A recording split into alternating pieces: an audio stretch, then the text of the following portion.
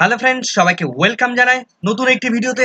এই মুহূর্তে যে গুরুত্বপূর্ণ আপডেটের দিকে আমরা নজর রাখবো সেটি হচ্ছে প্রাথমিক শিক্ষক নিয়োগে বড় আপডেট। 2024 প্রাথমিক নিয়োগে কম্পিটিশন অনেকটাই কমতে চলেছে।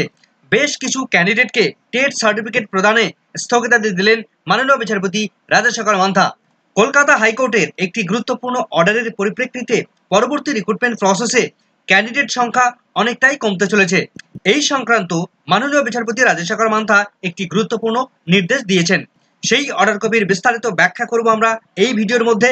কেন কম্পিটিশন কমলো, কি কি অর্ডার দিলেন, কোন ক্যান্ডিডেটদের টেট সার্টিফিকেট প্রদানে স্থগিতাদেশ দিলেন মাননীয় বিচারপতি, কেনই বা স্থগিতাদেশ দিলেন, বিস্তারিত থাকবে। এই অর্ডার কপির বিস্তারিত ব্যাখ্যা থাকবে, কোনো রকম স্কিপ না করে শেষ পর্যন্ত দেখতে থাকুন। ভিডিওটি ভালো লাগলে অবশ্যই একটু লাইক এবং কমেন্ট করে যাবেন। চ্যানেলটিতে নতুন হলে অবশ্যই একটু সাবস্ক্রাইব করে রাখার অনুরোধ রইল। পাশে থাকা বেল আইকনটি অবশ্যই অন করে রাখবেন পরবর্তী ধরনের আপডেট সঙ্গে সঙ্গে পাওয়ার জন্য। তো চলুন বন্ধুরা, বিস্তারিত আপডেট আমরা দেখে নিই। 2023 সালে প্রাথমিক শিক্ষা পর্ষদ যে প্রাথমিক টেট কন্ডাক্ট করেছিল, সেই টেট পরীক্ষায় বেশ কিছু টেট পরীক্ষার্থীর টেট পাস সার্টিফিকেট প্রদানে স্থগিতাদেশ দিলেন মাননীয় বিচারপতি রাজাশেখর মান্থা। তো এই মামলার ব্যাকগ্রাউন্ড কি ছিল, কি অর্ডার দিয়েছেন, সরাসরি আমরা দেখে নেব। তো এই মামলার পিটিশনারদের পক্ষ থেকে কে কে কথা বলছেন এখানে নামগুলো রয়েছে। West Bengal board of primary এডুকেশনের পক্ষ থেকে সৈকত ব্যানার্জি, রাতুল বিশ্বাস এনারা ছিলেন। তো মূল বক্তব্য আমরা দেখে নেব। ইতিমধ্যেই এই মামলার কোর্ট ফি, তারা এভিডেন্স সমস্ত কিছু প্রুফ সাবমিট করেছে এবং অন্যান্য যে সমস্ত এফিডেভিটগুলো রয়েছে, যে সমস্ত রেকর্ডগুলো কলকাতা হাইকোর্টে জমা দেওয়ার কথা, সেগুলো তারা সমস্তটা তারা জমা করতে পেরেছে।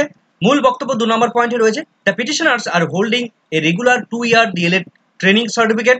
এই মামলার যারা পিটিশনার রয়েছেন তাদের 2 বছরের ডিএলএড, রেগুলার ডিএলএড পাস করেছে, তাদের সার্টিফিকেট রয়েছে।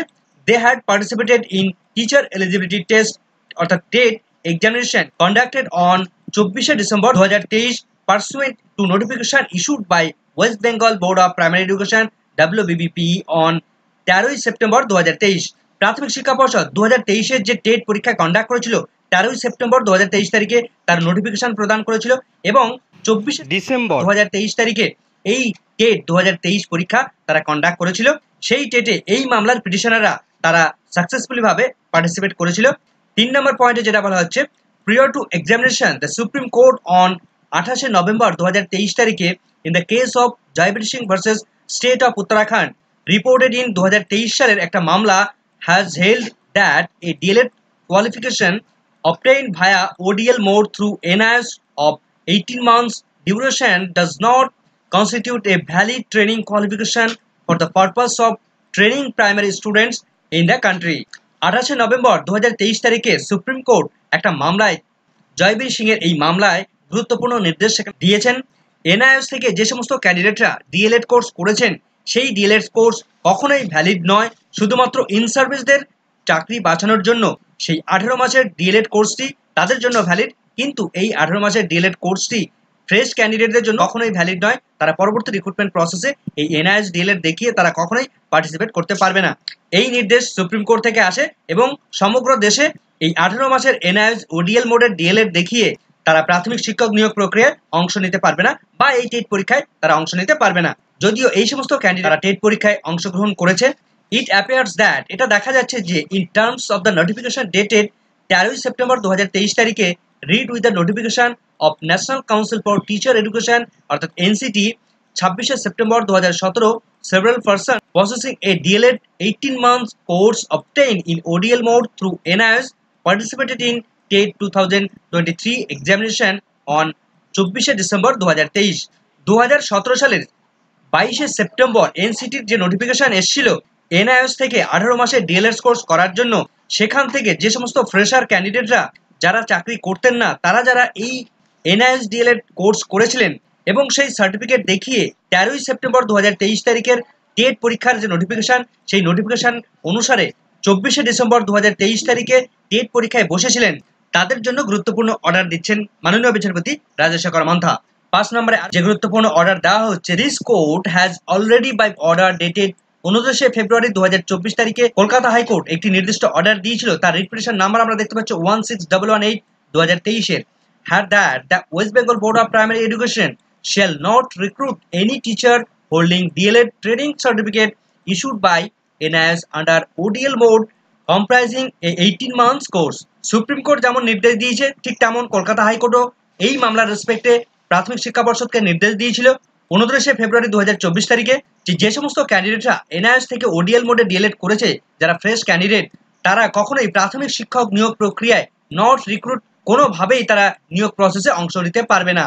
In view of the above, this code directs that West Bengal Board of Primary Education to segregate the candidates having a regular 2-year DLED training qualification from those candidates having DLED 18 months training certificate obtained from NIS through ODL mode and publish their respective TET results under the separate and independent heads. অর্ডারের মূল বক্তব্য 6 নম্বর পয়েন্টে উল্লেখ করা হয়েছে।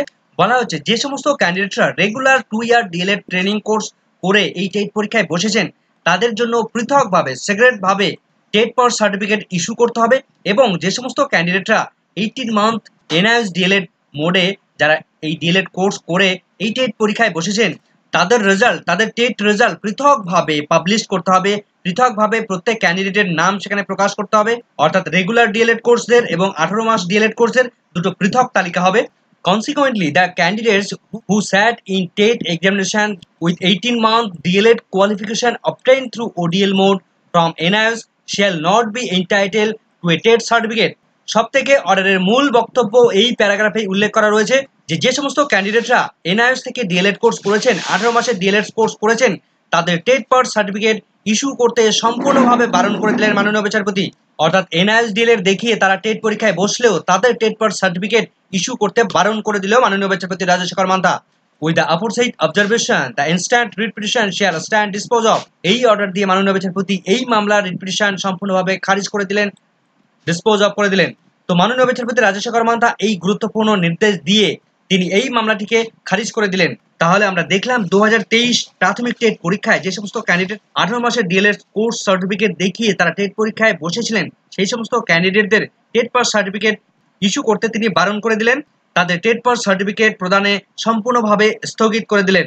তার ফলে বেশ কিছু ক্যান্ডিডেটরা, এই এনআইএস ডিএলএড এর ক্যান্ডিডেটরা সম্পূর্ণভাবে এই টেট 2023 থেকে ছিটকে বেরিয়ে গেলেন। যদিও সুপ্রিম কোর্ট সেটা অনেক আগেই বলে দিয়েছে। তো পরবর্তী রিক্রুটমেন্ট প্রসেসে অর্থাৎ 2024 যে রিক্রুটমেন্ট প্রসেসটা প্রাথমিক শিক্ষা পর্ষদ শুরু করতে চলেছে, সেখানে কিন্তু এই এনআইএস ডিএলএড ক্যান্ডিডেটরা আর কোনোভাবেই পার্টিসিপেট করতে পারবে না। সেক্ষেত্রে এই 2024 রিক্রুটমেন্ট প্রসেসে অনেকটাই কম্পিটিশন কমতে চলেছে। ফলে রেগুলার ডিএলএড ক্যান্ডিডেটদের অনেকটাই খুশির খবর, সেই সমস্ত ক্যান্ডিডেটের কম্পিটিশন অনেকটাই কমে গেল। তো এই সংক্রান্ত পরবর্তী আপডেট পেলে অবশ্যই আপনাদের সঙ্গে শেয়ার করব। এই মুহূর্তে এই ভিডিওটি ভালো লাগলে অবশ্যই একটু লাইক এবং কমেন্ট করে যাবেন। চ্যানেলটিতে নতুন হলে অবশ্যই একটু সাবস্ক্রাইব করে রাখার অনুরোধ রইল। পাশে থাকা বেল আইকনটি অবশ্যই অন করে রাখবেন পরবর্তী ধরনের আপডেট সঙ্গে সঙ্গে পাওয়ার জন্য। সকলকে ধন্যবাদ।